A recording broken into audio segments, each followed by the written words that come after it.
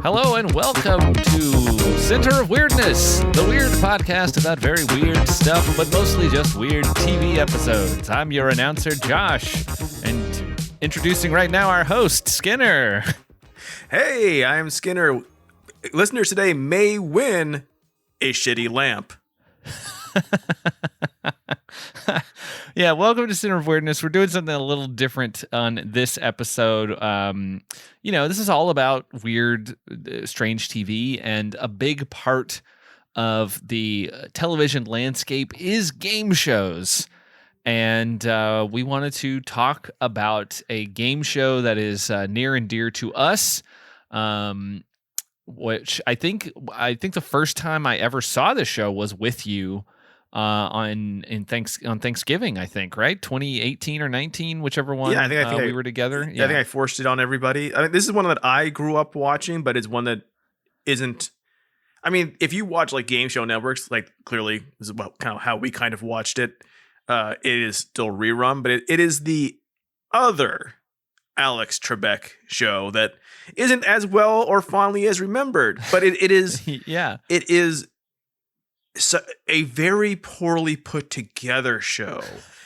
And that's what makes me love this show so much. Well, you saying that you would have seen it if you watched Game Show Network or thing like that. I did go through a phase when I was younger when GSN, Game Show Network was just available, and I watched it all the time, and I watched a ton of things on their old game shows and stuff, and I don't think I ever saw this. So is this buzzer thing we watched this with this rip of? Is that like a secondary lower tier? I think so. Yeah, game show it's a different game show network. Basically, it's not the Game Show Network. It's Buzzer. But the show that we are talking about, if you couldn't tell from the title of the episode, is Classic Concentration. Which implies that there is like a non-classic concentration. There were other versions of concentration. This one brought back the classic. Version. What were the redos? Did they have like different? How did they differ? I don't remember. I mean, we could have done research for this episode, but no. It's a game show. Yeah, it's a game show. Let's see. Actually, let's look. It's looks pretty much the same. Based on a children's memory game, which it is. Cards. It's just matching cards. Matching cards represented prizes that contestants could win. Okay, yeah, great. Let's see. After the second version. Okay, so there was one that was in the 1950s, and then there was another one in the 70s, and then the one that we are talking about was reformatted and then changed to Classic Concentration, and then that ran from 1987 until 1991. When did Coke Classic come out? Because Classic was very popular at some point. Oh, that's a good point. I'm kind of curious if that had something to do with that. Let's see. New Coke was, rebranded. New Coke came out in 1985 and then rebranded Coca-Cola Classic in 3 months. So 3 months later. Okay. So this is not as tasty as Coke Classic, but this is a very, like, if you want to watch an old game show with friends, and like you don't want to watch one that's like old celebrities making fools themselves from 1975. This is the show, because there's almost always one person on the show who is just fucking cracks under the pressure in a spectacular way, and the puzzles are stupid. Yeah, this was this was a Mark Goodson production. You might know him from as the guy whose name you would hear at the end of The Price is Right. In the old days, I'm not sure if his name is still on the Drew Carey ones, but definitely I remember hearing it after the originals, and he was responsible for a lot of television series. Family Feud was one, Price is Right, obviously, but then tons of additional game shows, Match Game, Card Sharks, something called Flamingo Fortune, like To Tell the Truth, What's My Line, like this guy, Password, this guy was involved in tons of things. So I kind of want to lay out early before we get into topic what the rules are for classic concentration. Oh yes, please. Yeah, tell me how this. Tell us the listeners who may not have ever heard this how this works. So basically, you are going to solve a rebus. You'll hear a lot on this particular episode if we post it up there, which we will. Rebus. So it's a pictogram puzzle where it's a mixture of pictures and literal words, which when they're really lazy, that spell out if you phonetically say it out loud is a quote unquote famous saying. And we've watched ones where they have come out with things that I've never heard anyone say. This one not as bad. Did start with they always start the show with a sample one. This one was Stonewall Jackson, the letter S with a toe, and then below it an N with a wall, Stonewall, and then Jax, the old Jackson, and the sun, Stonewall Jackson. Why the fuck did they do a Confederate general as their puzzle? Things were different. So the main part of the game is you have a giant board and you do a match game. So you have 1 through I think 30, and you have to you pick. I think it's 1 through 25. 1 through 25. You pick a number. It turns around and it says a prize, and you have to find that prize on the board. You get it wrong, the other person gets to go, and they can, much like an actual concentration game, you can figure out where things were from when they were previously flipped. As the prizes are won, and they go to each contestant who solves that number game, it reveals a bit more of the actual pictogram behind it, the rebus. There are a few little special things in there. There's green and red take cards that you can get, that you can take something off the board, a prize off the board of your opponent. There is a wild card, which means you get an automatic match. It has a 2-strike system. So I've never seen some other game shows, but you stay on the show until you have lost 2 rounds. If you win the round, you go and do. And this can happen in the middle of the fucking show. You go to what's called the winner's circle, which in most shows would be the end of every episode, where you go and you then try to match. There is a row of cars on stairs behind you, and you have 1 through 16 on this one. I think it's 1 through 16 or 20, something like that. It's 15. So there's 15. There's one that does not match, and you have base 35 seconds to flip each one, and behind each one is a car name, and you have to match all the cars, and the last car you match is if you get all them open, whatever one's that odd one out, you win that car. If you do not win, 5 seconds is added onto the base time for the next person who goes towards you until someone wins a car, and we reset back to 35 seconds. So in our episode, the first contestant who wins gets 55 seconds, and she uses every second of it. And the second person has 35 seconds. This is the funnest thing, because if you don't have that 55 seconds, this game show is a magic land that might as well be called "No One Wins a Fucking Car," because you will see people you can see the moment they mentally break, and then they go from the winner circle, which seems like the end of the fucking game, and they go back and do the first part of the game again, but they're running out of time. So they can do 2 things. They can start flipping things open for you, and like no one wins anything, and it's automatically it goes very fast, and you just solve the puzzle, win maybe 1 prize, and you go for the car yourself. Or sometimes they just end the episode and restart the next, which it just is so fucking sloppy. the episode we have, what is the date on it, Josh? Well, I picked this episode. It is on. It's from May 17th, 1988, which is my birthday, my third birthday. Which, of course, you did. 1988. The show at this point is still fairly buttoned down. It's sloppy. It's fun to watch people break. It's kind of goofy. Alex still gets pretty close to the contestants in between them, but by late 89, 90, 91, Alex, those are the ones. If you really want to, like, you got to build towards those. That's where Alex stops giving an absolute fuck, and so the only people in the show are Alex Trebek and the presenter, which is Marjorie, who shows off the prizes. Who? This is good to know. Marjorie is the daughter of Mark Goodson. Yes. So she is the prize girl. Apparently it was a different person at first, and then his daughter replaced her. Basically, I think maybe the first year, and then just remained the prize person for the entire series. Even at this early, she's kind of goofy, like she's making faces and looks kind of confused.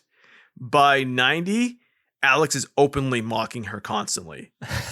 We had one where he literally, it was a Hawaiian themed one where one of the contestants is wearing a low cut Hawaiian dress, and he was just commenting about how gorgeous she was and looking down her front of her dress the entire episode. Yeah, we like to remember Alex Trebek, rest in peace, as this guy on Jeopardy, who's very buttoned down, but also kind of a smart ass. Like, he could be a little bit of a smart ass to certain people who would answer questions incorrectly, and a little smug about some things. And also, whenever he would talk to the contestants, he would also always regard them as psychos, basically. Like, whatever they would say. To be fair, some of those people did say some psychotic shit, but like, he would always regard them as like losers. Like, that's always the impression I got. But if you want to see him in like pure like perv game, it's the the 88, 89, 90, 91 years. That costume one we watched with the Halloween, they were wearing costumes, and he is in fine form of just seemingly mad to be there. But yeah, so on this episode, this is kind of weird to talk about a game show and kind of break down what it is, but there are little things that are fun to discuss, and it's always fun. I think the key about these older TV shows and these like kind of weird oddities, especially game shows, is it really shows us like what people were interested in at the time, like what the prizes were, what the things that were being offered to them. I think it really gives us a good insight into like what things were like at that point in time in 1988. Like, if you don't have much of a memory of it, if you didn't really live through it, if you were like me, 3 years old, and you didn't really remember, I was already 10 and probably watched this live, much of what was going on at that time. But like, just seeing the cars, it's really interesting to see all of the cars. Yes, they all look the same, basically. They're like, there's a Nova in there. There's like I can't remember all of the brands. Some of the brands don't exist. I mean, I'd never heard of them before. They're so like weird and obscure. But it's interesting to just look back at like what cars used to look like, and also what they used to cost. Like, Joan, our first contestant to make it to the winner's circle, again in the middle of the game.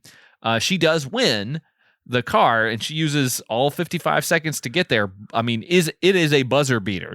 I thought she failed. Gets it at the last second. She makes the hardest choke I've ever seen, and somehow still get. I think they slowed down time for her because they felt so bad. Mean, yeah, I don't know, but like she managed to get it, and they tell her that the car that she won, which was I think the Geo, or not the Geo. It was the Chevy Nova, which became the Geo Prism. Yes. This is the very last year that it was ever called the Chevy Nova. Yeah, so she won the Nova, and they tell her that it was the car's worth like $10,000. And it's also kind of wild to think about that. Like in the 80s, in the late 80s, you could get a brand new car for $10,000. Now, whether or not the Nova was the best possible car you could buy, who's to say? But like the fact that you could get a car for that much money, and probably that meant that also by comparison, that like a nicer car might still only be $20,000 or whatever. Like, you know, you could consider that like a luxury vehicle, or like a Mercedes or something might be like 25,000 or 30,000. Like some high end luxury sedan still would be expensive at that point in time, but maybe not like what it is now. You know, like it's this really interesting kind of look back at this. That's why I love these old game shows, to just see like how much stuff cost and what the prizes were. And boy, oh boy, we have some interesting prizes in this one. They weren't quite as crazy as I was hoping they would be. No, one thing you always want to see when in this is somebody win a computer, because that's always the funnest thing, is like what the fuck giant computer they're going to win. We had one where we wanted to, there was a prize for a cellular car phone. We didn't get to see it. They'll show up on the board, you can win it, but unless you win the round, they won't show what you won. But we did have the singular greatest prize I've ever saw. I don't want to spoil it. Yeah, we'll get there, but it turned over, and I think we both went, what? Yeah, there was one that we watched. I think it might have been the Halloween one, because they had like weird prizes. They were like they're kind of spooky or sort of goofy prizes. But I think it was the Halloween one, but wasn't there a prize that was just a pile of dirt? Yes, there was. So like, you could tell the show was having more fun with its own self at that point. Sure. So yeah, as Skinner already described, you know, we have our two contestants. We have Jeff and Joan. Jeff Steiner from the home textiles industry in Pittsburgh. He is described as having one girlfriend for the last 2 years, but single now. That is literally that is the description that Alex gave for him. That he had a girlfriend for 2 years, but he does not now. That's what that was, the lead sentence about him. And yet later he'll mention getting something for his girlfriend. So he's stalking somebody. Yeah, also like, way to blow up your spot on national television. I mean, maybe Alex is trying to help him out. Oh, your girlfriend just dumped you? Well, now you're on television, so people are going to want to date you for some reason. I love the idea of like going on national television and like the thing that really you want to sell yourself as, like, here's who I am in a sentence. I was in a long-term relationship, not that long though, but pretty long, but I'm not anymore as of now. And so, ladies, check out all these prizes I'm going to win. These pearl earrings and other things I may win. He has gone for the car before, but he has one strike against him. He's a returning champion, but has not won the car, has no strikes against him. She and Joan is also returning, but has one strike against her already. Yes, and she's previously won a trip to the Virgin Islands. She is excited because she has never been outside the United States. So she's going to finally go to a foreign country, the Virgin Islands. 1988. Let's make sure that the Virgin Islands somehow were maybe not connected to the US at that point in time. I mean, you never know. When did the Virgin Islands join the United States? Let's see. Let's just make sure that Joan is not a complete dummy. I believe are there two different Virgin Islands? One's U.S. and one's not. I don't think so. There's the Spanish Virgin Islands. Okay, but I don't and think the British Virgin Islands. But I'm almost certain they would give the trip away to the American Virgin Islands. Because it's going to be cheaper. Yes. Of course, God knows if you even needed a passport back then to go to anywhere. Yeah, no, looks like 1917. Thank you, Denmark. But yeah, so she's won that $8,315 so far for Joan. Which is a shitload of money in the 80s. That's a lot of money. She's going to win $10,000 some more. Yeah. in this thing, because she's going to win. The main prize they're giving away, before every board goes up, there's one prize they highlight Yes. that they are probably been paid to highlight. And this week it is 52 weeks of flowers. You will get a delivery of flowers every single week for a year. What are you talking about? I mean, I guess that is nice, but that is a lot of work. That is a lot of work. But also, this is a board that has not just sailing lessons on it, which is interesting, but also, thankfully, also a sailboat. Yes, yeah, exactly. Like you would have to win both. You would really hope that you won both. Like, I got this boat. I have no idea what to fucking do with it. I won these lessons, but I don't have a boat. It's like the gift of the Magi. Yes. I sold my boat to get you lessons. That's right, because I have a boat. And I gave away my lessons to buy you a boat. I mean, it doesn't seem very, very balanced, though. No, it's not. So they go through the puzzle, the rebus. They're calling out cards, trying to make matches. Boy, man, they could if they are a time crunch, which they are. Every single episode, I want to make this clear. Every episode is time crunched. Make the fucking panels open a little quicker. Yeah, they do open. They're animated very slowly. There's these little swinging doors that open up and disappear. And it's like, you could just make that, you could just change it. You could just flip it around quicker. You could just make it change automatically. Like, we have the technology to do that. Yeah, but they don't, apparently. It's so...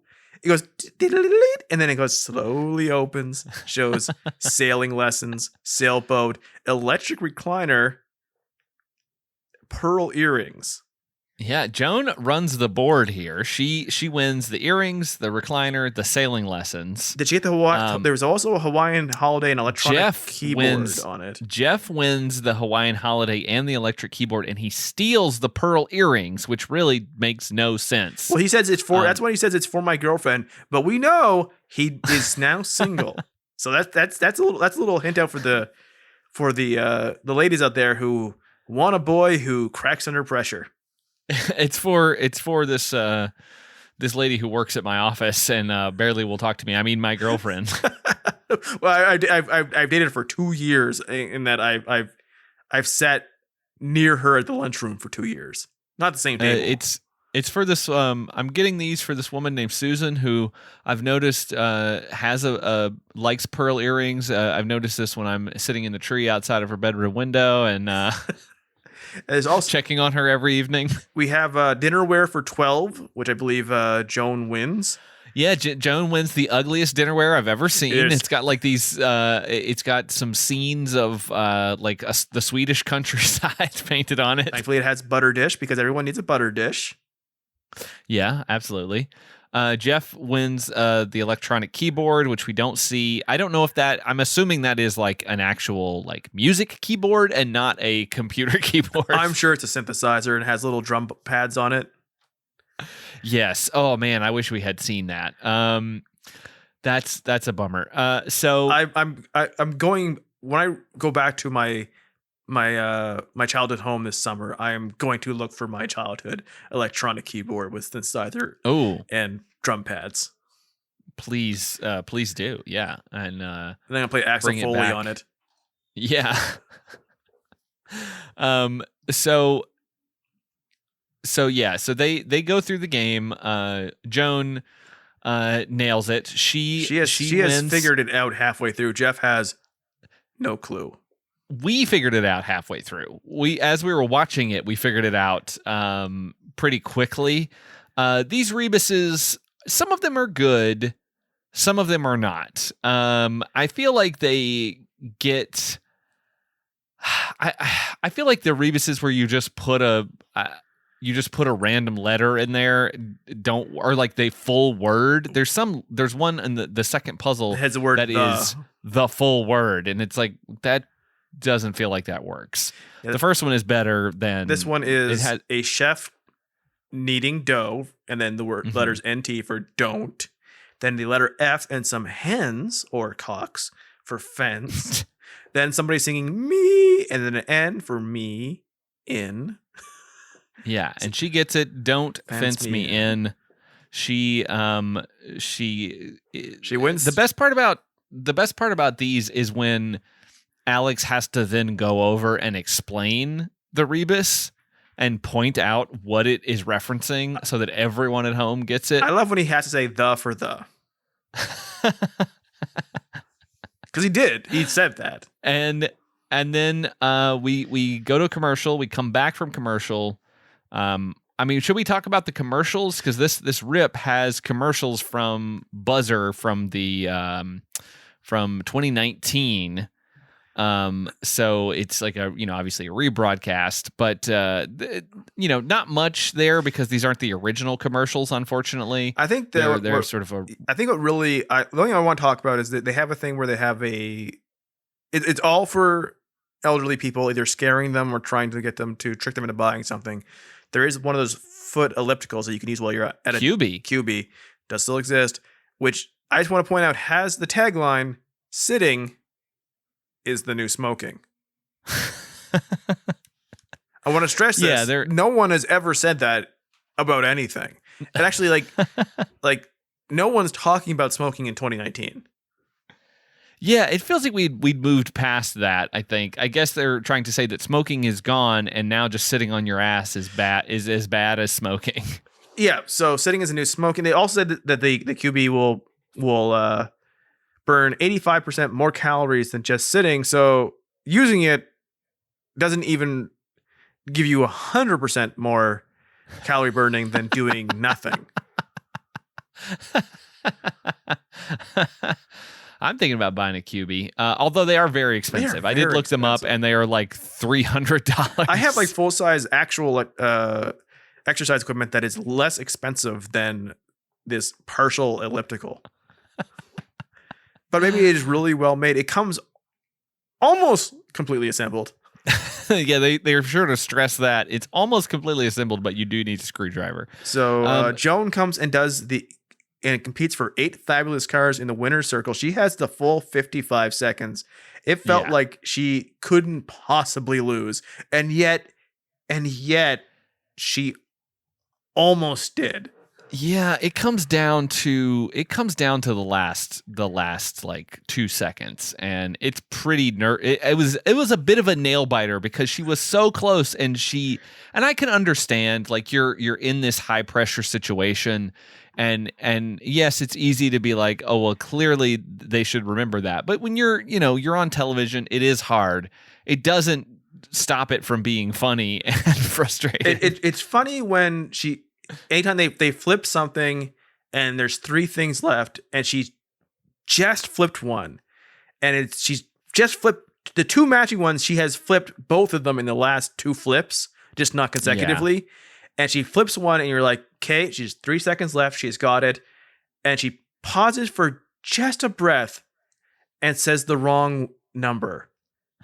And you just want to scream. And because like, when you have 35 seconds in this game, you can't win. And generally they like, even like at 45 seconds, it's really hard because you break. She had broken and caught it back on track. So it seemed like, okay, now she's just knocking them off one by one. She's got it figured out. And then the last 5 seconds, she just couldn't fucking do it. And you're like, what happened? She was so knocking it out. Even in the previous one, she was the one who, because Jeff is a fucking moron, she's like not like she's the one who remembers where shit is, which is this game, and she completely forgets the one she just flipped seconds earlier, and you can almost hear the crowd go, huh. And I was so busy like hiding my own face for like out of shame for her that I didn't notice she actually got it off again immediately afterwards. Yeah, it was not good, but she pulled it out at that last second. She got that car. She won her Nova, and now she can no longer win any other prizes. Yes, I mean I'm very happy for her. Though. That's the funny thing with this game. You can keep stacking up prizes as long as you don't win the car. Yeah, that seems weird. You can win like 7 or 8 vacations, but the second you win a fucking car, you're out. Yeah, that's so bizarre to me. Like you basically, I guess it means, because how do you get the strike? You get the strike if you get to the car and you don't. No, you get the strike if you lose the first round. Oh, so you okay. could infinitely lose the second round. Okay, so you could do the first round. So if you won the first round and went to the car and then didn't get it, you could stay on. Yeah, so there was like a Ken Jennings of this game who was like just amazingly good at this, knew all the rebuses in the world, had perfect photo memory. Like the strategy would be to throw part 2 for X many weeks until they kick you off. Yeah, and then just win all the prizes. Yeah, and like that's why they keep giving you more and more time. The more like, because in theory, if you keep fucking up first one, but you really get the second one, you could keep going, but they're going to give you so much time that you'd have to like come across, like they're going to give you so many seconds to do it that it'd be very clear that you are throwing it. Yeah, and I think that would cost them more money. I think they want to get you off because they don't have to pay you any more money. Well, there's certain prizes that you're going to cash in for checks because like Jeff wins the ugliest range with electric range in the microwave I've ever, like literally, since if he does not have a Winnebago, he has nowhere to put this thing.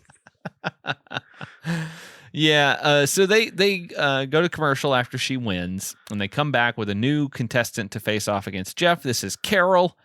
Carol Mater? And Carol Mater, yeah, her brother Toe became famous many years later in the Cars franchise.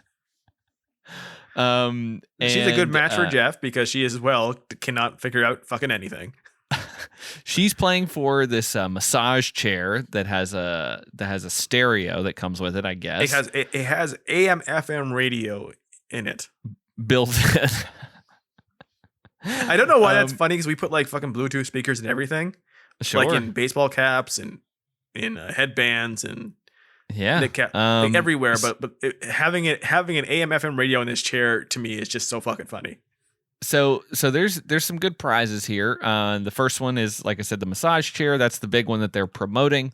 But when we also mentioned the electric range, the cellular car phone. There's a cellular car phone, which is really cool. And then the one that shocked us, like kind of just knocked the wind out of us both. 10 shares of Exxon. 10 shares of Exxon. 10 shares of Exxon. Well, I wonder what that would have been, because this is a little less than a year before the Exxon Valdez oil spill.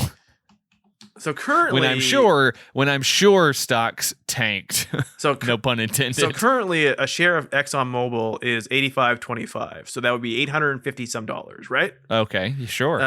Let's see. Back in May of 1988. It would have been $11.03. Okay, so that was nothing then. Yes. So like $100. $100. Yes. Nothing. But that's just very funny because I think of if they had held on to it for until 2007, they would have made 8 times their money. Weirdly, it all tanked during the pandemic and it went back up immediately afterwards. Like I know Exxon's a company, and I know that they were not just responsible for the oil spill. Like they are just they're a big oil company, and it's a thing. But like anytime I hear that, that's just naturally where my brain goes, and it's just so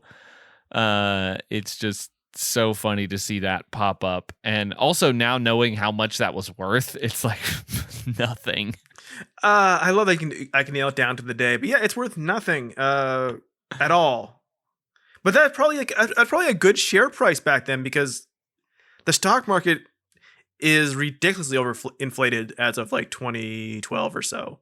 Like the whole thing is like the whole Dow Jones has completely changed. Like if you're like, oh my god, we lost 800 a day. Oh, it went up 900 the next day. Like 800 would have been like 1/10 of the fucking whole entire stock market at one point, and now it's nothing.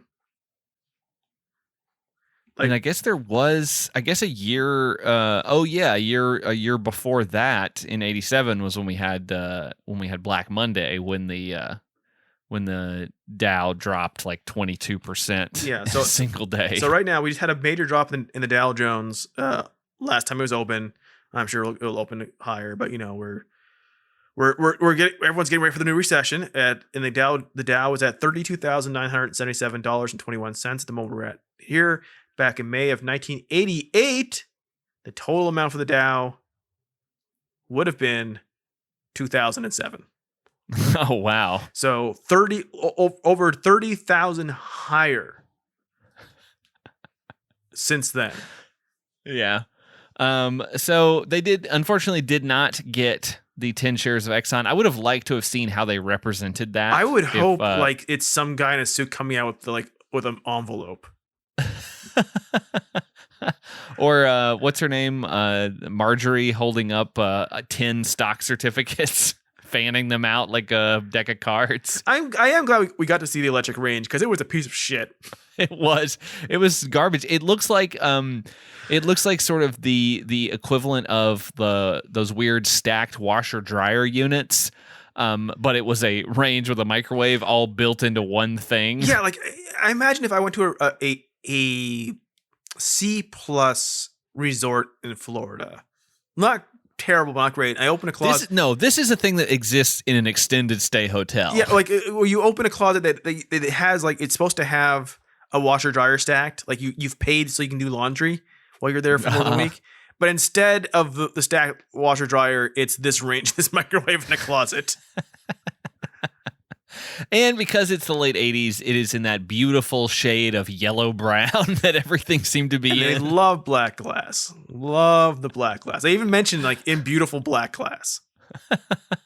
I come to think of it, most of the cars were in that like lovely brown, yellow, gray shade that everybody loved at that point in time. I fucking love if they would just make a Gran Turismo 1988 game and like like no car could be put in the game that isn't from 1988. Man, that would be incredible. Why have we not done that? Why has there not been a racing game that is set in a particular era, even if that means the cars are absolute shit? Like, let's see how that works. Let's do a 1988 racing game. Yeah, like not like one with like hyperglow and all this other stuff. Like no, accurate and just that year, things that came out that year. And like lots of these games have a million cars, and they're from all different ranges and years and classes. I don't want Chevy Nova. Just like a fucking Chevy Nova. Like they're just a piece of shit. Just do that as DLC or something in the new Gran Turismo game. Like that's coming soon, right? They've been working on that forever. It just came out. It's the ultimate dad game. It just okay, because it's all about like the specs of your car. It's all about them telling like. Literally, I played it. It starts up, tells you the history of mankind and cars. Like it has like a timeline that tells you in 2020 COVID-19 hit. I'm not making that up. There's a screenshot for that, and like it's just this like this. You go to this thing called the Car Cafe, and it says this little white haired guy. It's an actual picture of an actual guy, and it's like, would you like me to tell you more about the history of the designer of this famous designer of this car you've never heard? And like, is he really famous? While soft jazz plays. I'm like, wow, that sounds very relaxing. It was kind of relaxing. I mean, I couldn't imagine caring about it, but also it just kind of unwinds you after work. Yeah, you spend all of your time listening to that guy tell you history, and you never actually race. Yeah, I mean, like, and here's like the hit, like the revolution of mid-sized sedans in Sweden. Like, I don't give a shit, but why not? Yeah, I've stopped listening to my my white noise rain machine when I go to sleep. Now I just listen to the historical reports from Gran Turismo 7. I just want some guy in an accent to tell me about Renaults.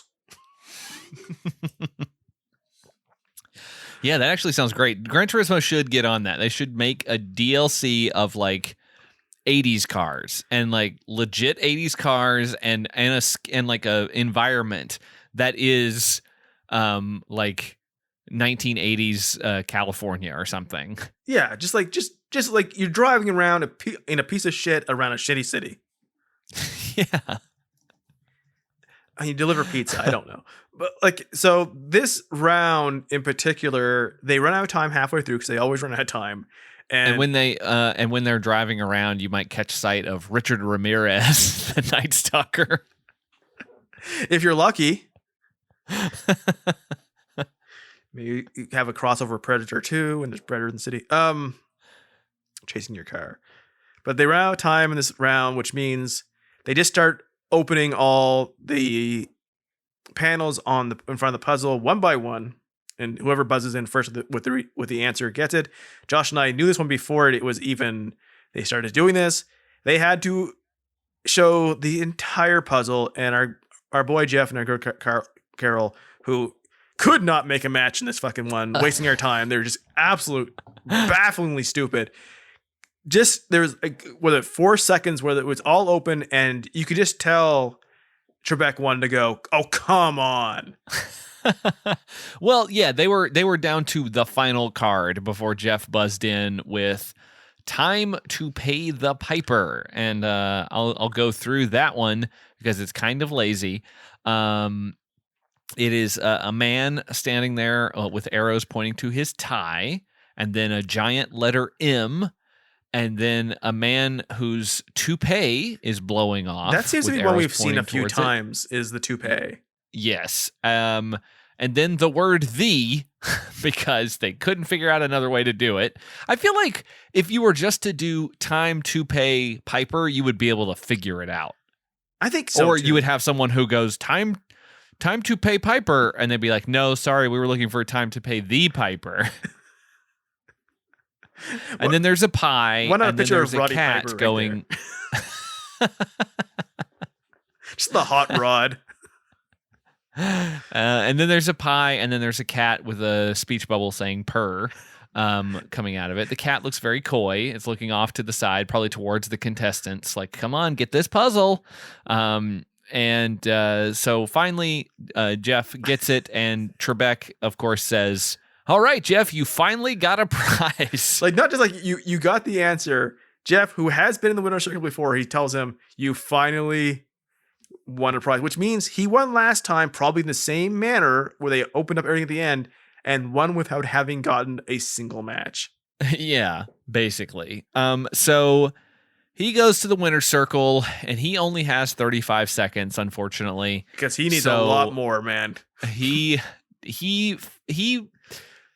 bottoms out pretty quick. Like there are some people who hold it together pretty well, get a couple matches before their brain just shuts off, which I totally get. I'm sure that if I were doing it, I would completely fuck up too. But he gets one match in his 35 seconds, and it's just one of those things where he's seeing the matches pop up one right after the other, but cannot remember where they were. So he just misses them completely. And of course, Trebek, in all of his smart-ass glory, tells him, you just passed right over those couple, so you could have gotten them.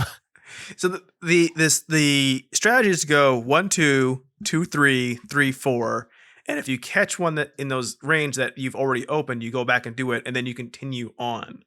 Yeah, because if you went backwards again, you wouldn't find the match you already missed. If you get it right, he had 3 or 4 matches, he could not get them.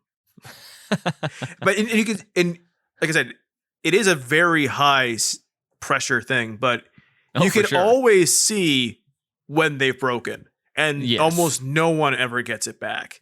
The light goes out of their eyes, and they immediately fall down a hole, and they're just like, "There's no way they're getting out of that." And that's why we watched about 5 or 6 before we saw anyone who had the extra time win a car, and no one came close. No one came close. No, it seemed literally impossible. Yeah, in 35 seconds. In 35 seconds, you kind of have to get it you have to get it dead on first run. Yeah, it's very challenging. So I mean, I cannot fault them for it, but it is still funny. You're not gonna just give away one of 8 fabulous cars for nothing. But it is very funny because you rarely get to see somebody just doing a simple thing as going 1, 2, 3, 4, 5, 6, and just watch the second it just falls apart for them, and they're just like 9, 13, no. Fifth. 1, 7, 8. Yeah, I think I mean and that's classic concentration. He does not win, but he will be coming back in a future episode to try his luck again. So good for Jeff. He will not wonder how win. long he stayed. He has to face Carol again, so he may have a chance to go for the winner's circle at 40 seconds. Oh, maybe. So that is classic concentration. It's a fun show. I think you said it earlier in the episode. If you are sitting around with friends and you just have the weird urge to watch an old game show, there's a ton of these on YouTube. If you have one of the game show channels, there might even be some reruns on there, but YouTube for sure, you can find a ton of these. I think there was like a playlist with like 20 or 30 on there. So there's a bunch out there and they are pretty fun. Like it's very light, low stakes, but like if you want kind of a fun 80s game show, this is a good one because the contestants are dumb, the puzzles are dumb and sometimes very simple, the prizes are strange a lot of times. It's a blast. It really is. And like every time I watch an episode, there's always a moment when it's like sometimes the contestants aren't even that exciting, like this one, besides Jeff's baffling backstory. Like you're like, okay, well, the prizes weren't that crazy until 10 shares of Exxon at $11 each. But it just is fun because you're going to have a moment where you're going to go, for fuck's sake, what are you doing? And there's no way around it because at some point they're going to do something incredibly stupid that you can't.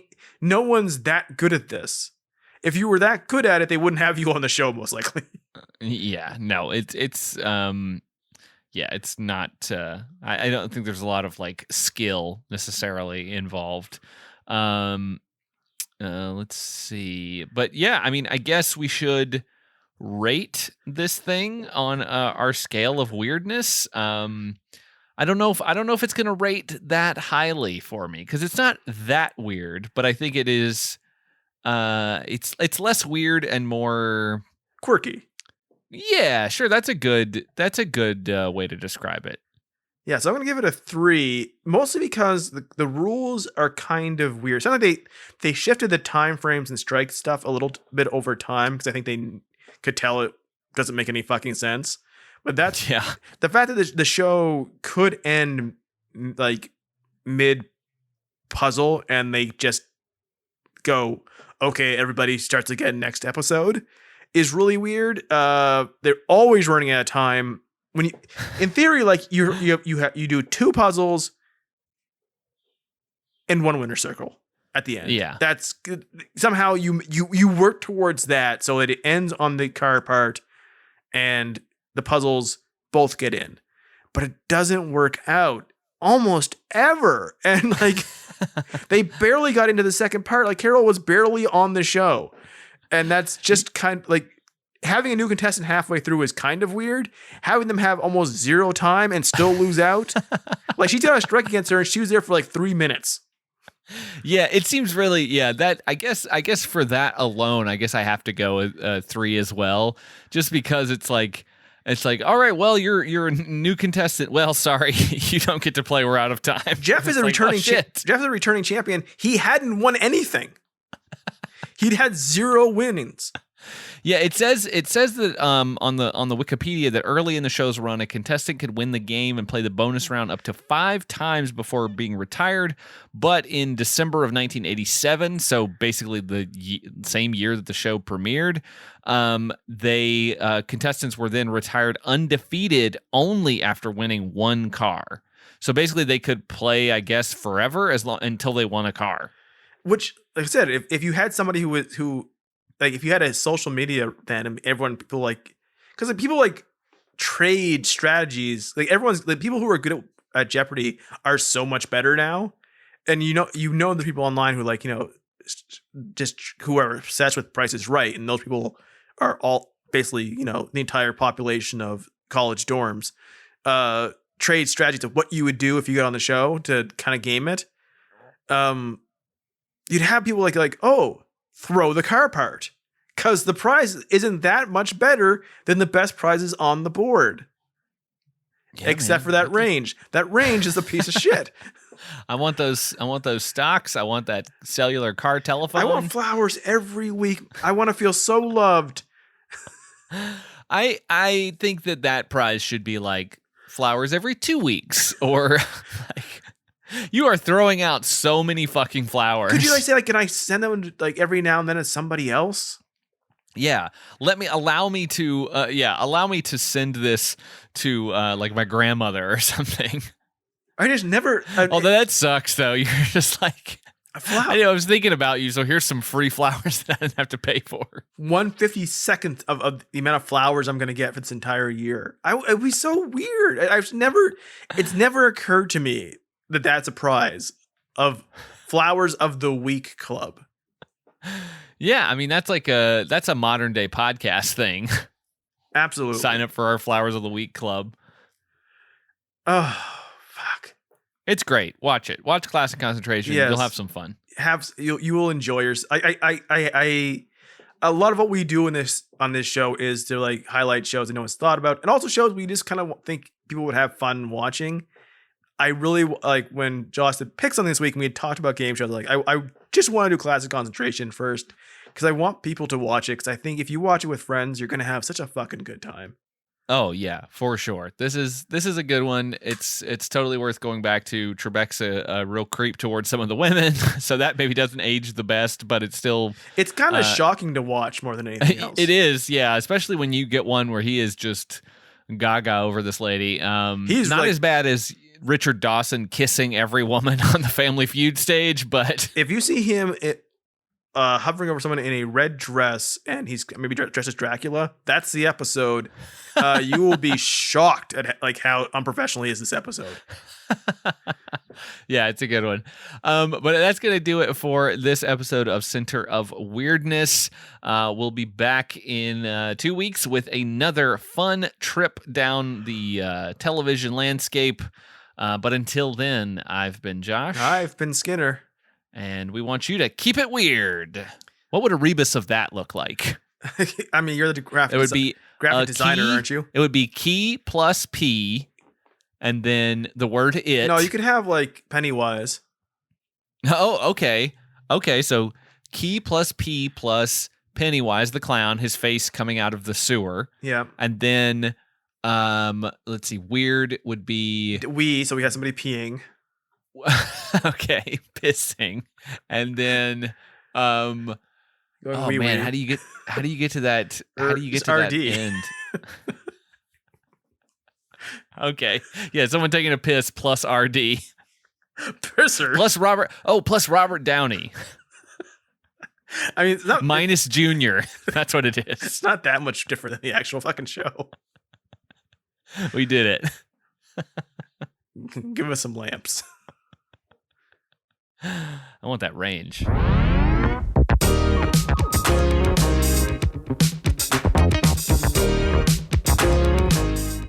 You've been listening to Center of Weirdness. If you like this show, rate and review us wherever you find it, but especially on Apple Podcasts. You can listen to every episode at centerofweird.com, where you can also find all of the old Predictocast episodes. And if you want to get in touch with us to tell us about a show we should cover, hit us up on Twitter at WeirdCenter. As always, thanks for listening.